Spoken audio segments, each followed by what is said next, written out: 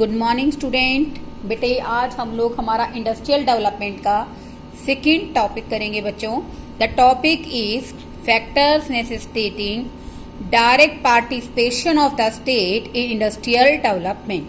कहने का अर्थ बच्चों यहाँ पर क्या है कि ऐसे कौन से फैक्टर्स थे जिसके कारण इकोनॉमिक डेवलपमेंट में राज्य सरकार को पार्टिसिपेट करना पड़ा। यानी कि बेसिकली जो देश की डेवलपमेंट थी, जो इंडस्ट्रियल डेवलपमेंट थी, उसके लिए सरकार को डायरेक्टली पार्टिसिपेशन करना पड़ा। आगे देखिए बच्चों, along with the need of develop industry as the epicentre of growth, the planners and the politicians also realized that the process of industrialization could not be left for the market forces demand and supply। देखो बेटे, हम अपने देश में basically industrial sector को develop करना चाहते हैं, ठीक है, और इसलिए हमारे जो प्लानर्स थे, योजना बनाने वाले थे, और जो हमारे पॉलिटिशियंस थे, राजनीतिज्ञ थे, उन्होंने रियलाइज किया कि हम अगर अपने देश में इंडस्ट्रियल सेक्टर को डेवलप करना चाहते हैं तो हम हमारे देश का जो विकास है, डेवलपमेंट है, उसको मार्केट फोर्सेस, डिमांड और सप्लाई के भरोसे नहीं छोड़ सकते। And also it could not be left to the wisdom of private entrepreneurs, और ना ही हम अपने देश के औद्योगिक विकास को जितने भी निजी व्यापारी हैं उनकी बुद्धिमत्ता के भरोसे छोड़ सकते हैं। Direct participation of the state was considered essential in view of the following factors.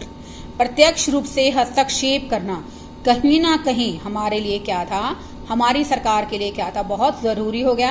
These are the following factors. First one, lack of capital. Lack of capital का मतलब क्या है? पूंजी की कमी। Industrial development in India needed a big push. देखो बेटे, basically हमारे देश में औद्योगिक विकास को एक बहुत बड़े सहारे की जरूरत थी। Implying a large amount of capital, इसका अर्थ क्या है कि बहुत अधिक पूंजी की आवश्यकता थी। अब देखो बेटे, आप सबको पता है कि इंडस्ट्रियल डेवलपमेंट के लिए हमें ज्यादा से ज्यादा इनोवेटिव टेक्नोलॉजी चाहिए, ज्यादा से ज्यादा कैपिटल की रिक्वायरमेंट है। तो उस समय भी बेटे हमारे देश में बेसिकली टाटा बिरला जैसे दो ही उद्योगपति थे। अदरवाइज हमारे देश के अंदर बेसिकली जो रिचेस्ट इंडस्ट्रिस्ट हैं वो काफी कम थे। तो इसलिए बेटे सरकार के लिए जरूरी हो गया कि सरकार डायरेक्टली प्रोडक्शन प्रोसेस में कंट्रीब्यूशन करे ताकि देश के अंदर इकोनॉमिक डेवलपमेंट को, इंडस्ट्रियल डेवलपमेंट को प्रमोट किया जा सके। देखो बेटे, at the time of independence Tata and Birla were the only established industrial houses in India. The requirement of capital for the countries industrial growth was far behind the capacity of these houses. इसका मतलब क्या है बच्चों कि independence के time बेटे टाटा बिरला ही दो ऐसे इंडस्ट्रियल हाउसेज थे, और इनके पास बेटे देश की कैपेसिटी जो थी, मतलब इस देश के अंदर जो रिक्वायरमेंट थी कैपिटल की, उसके कंपैरेटिवली देश के उद्योगपतियों के पास रिसोर्सेज क्या थे, काफी कम थे।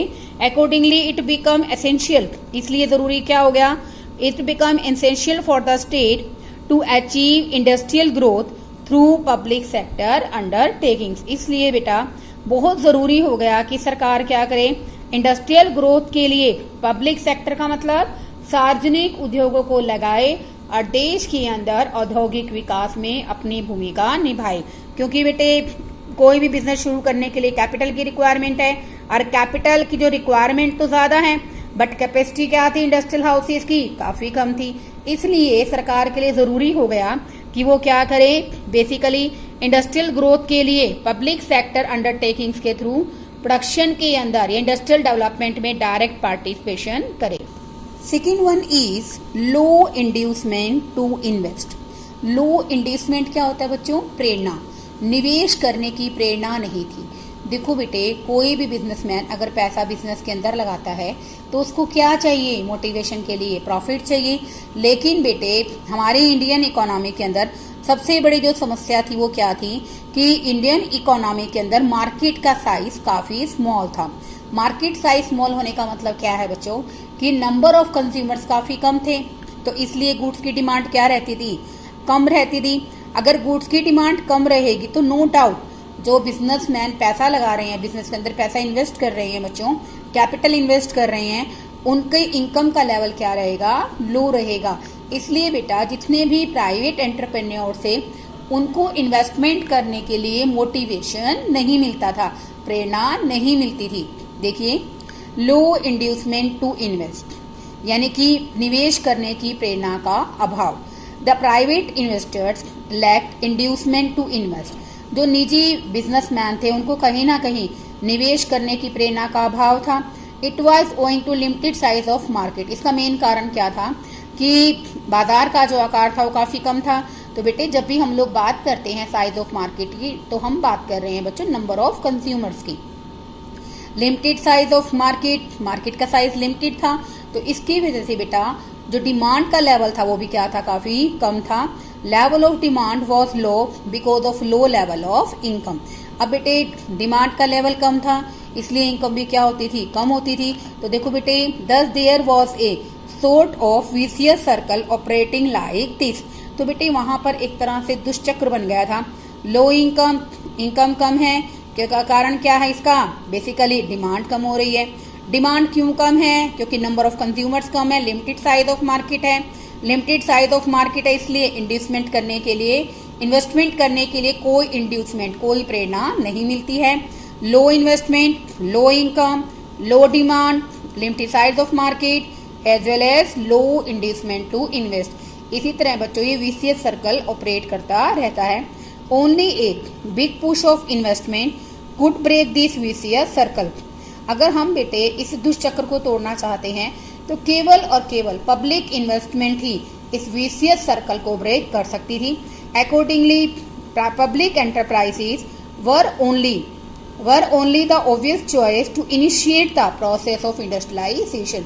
इसलिए कहीं ना कहीं जो पब्लिक सेक्टर है वो एक ऑब्वियस चॉइस बन गई थी हमारे लिए, ताकि हम लोग प्रोसेस ऑफ इंडस्ट्रियलाइजेशन को इंक्रीज कर सकें, ताकि पब्लिक सेक्टर इन्वेस्टमेंट करे, ज़्यादा से ज़्यादा इन्वेस्टमेंट करेगा, लोगों को इनकम मिलेगी, एज ए एंटरप्रेन्योर उनको इनकम मिलेगी, वो ज़्यादा एक्सपेंस करेंगे, देन इन्वेस्टमेंट के कारण इनकम इंक्रीज हो जाएगी। इन्वेस्टमेंट के कारण इनकम इंक्रीज हो रही है तो नो डाउट डिमांड भी इंक्रीज हो जाएगी, डिमांड बढ़ेगी, इनकम बढ़ेगी, इनकम बढ़ेगी, फिर इन्वेस्टमेंट बढ़ेगी। तो बेटे हमारा जो वीसीएस सर्कल था उसको ब्रेक किया जा सकता था only through the participation of public sector. And third one is growth and social justice. देखो बेटे हमारे बेसिकली हमारी जो 5 ईयर प्लान्स है बच्चों, उनका भी एक मेन ऑब्जेक्टिव रहा है। वो ऑब्जेक्टिव क्या है स्टूडेंट, कि बेसिकली हमारी सरकार क्या करे, जहां भी सरकार इन्वेस्टमेंट करे वहां लोगों को एम्प्लॉयमेंट अपॉर्चुनिटीज मिले, लोगों को सोशल जस्टिस मिले, सामाजिक न्याय मिले, देश इकोनॉमिक ग्रोथ तो करे, लेकिन साथ साथ उसका फायदा सोसाइटी के ज्यादा से ज्यादा लोगों को मिले, लोगों के अंदर सोशल इक्वलिटी आए। तो बेटे इस पैटर्न को सोशलिस्टिक पैटर्न ऑफ सोसाइटी लगा लीजिए, या ग्रोथ विद सोशल जस्टिस, जो बेसिकली हमारा मेन ऑब्जेक्टिव रहा है हमारी योजनाओं का, उसको अचीव तभी किया जा सकता था जब गवर्नमेंट क्या करे, डायरेक्ट पार्टिसिपेशन करे। The government realise that this objective could be achieved only through the direct participation of the state in industrial growth. अब देखो बेटे गवर्नमेंट ने महसूस किया कि जो हमारा ऑब्जेक्टिव है, अगर कौन सा objective, growth with social justice, that can be achieve, इसको अचीव किया, कुड बी अचीव, तभी अचीव किया जा सकता है when the direct participation of state in the process of industrialisation. जब हमारी राज्य सरकार क्या, हमारी सरकारें क्या करें, बेसिकली पब्लिक सेक्टर एंटरप्राइजेस के थ्रू प्रोसेस ऑफ डेवलपमेंट में पार्टिसिपेट करें, because it requires investment that generates employment rather than investment that maximise profit. क्योंकि बेटे हमें इन्वेस्टमेंट ऐसे सेक्टर में करने की जरूरत थी जहां हमें ज्यादा से ज्यादा एम्प्लॉयमेंट अपॉर्चुनिटीज मिले rather than the profit. But we all know that public sector वही इन्वेस्टमेंट करेगा बेटे जहां उसको प्रॉफिट क्या मिले, ज्यादा मिले, बेशक एम्प्लॉयमेंट अपॉर्चुनिटी जनरेट हो या ना हो। इसी टर्म के अंदर बेटे मैं आपको एक चीज बताना चाहती हूँ, जॉबलेस ग्रोथ। जॉबलेस ग्रोथ क्या होता है बेटे, when growth occur without creating job opportunities. Private sector में लगभग ऐसा ही होता है, डेवलपमेंट होती है, इकोनॉमिक ग्रोथ होती है, लेकिन लोगों को रोजगार के अवसर नहीं मिलते हैं। अब देखो बेटे, concentration of wealth was to be discourage and public investment was considered as a best means to achieve it. बेटे जो धन का केंद्रीयकरण है, कंसंट्रेशन ऑफ वेल्थ का मतलब क्या होता है, धन का केंद्रीयकरण, उसको हर तरह से डिस्करेज किया गया और पब्लिक इन्वेस्टमेंट को ही एक सबसे अच्छा, बेस्ट मीन का मतलब क्या, सबसे अच्छा साधन माना गया जिसके थ्रू हम लोग हमारे देश में ग्रोथ भी कर सकते हैं और सोशल जस्टिस जो कि हमारी प्रायोरिटी है उसको अचीव कर सकते हैं। स्टूडेंट, ये टॉपिक यहाँ कंप्लीट हो जाता है बेटे। वीडियो को एक बार सुनिए, 2 बार सुनिए, बट टॉपिक बेटे साथ साथ प्रिपेयर कीजिए। Okay, thank you student.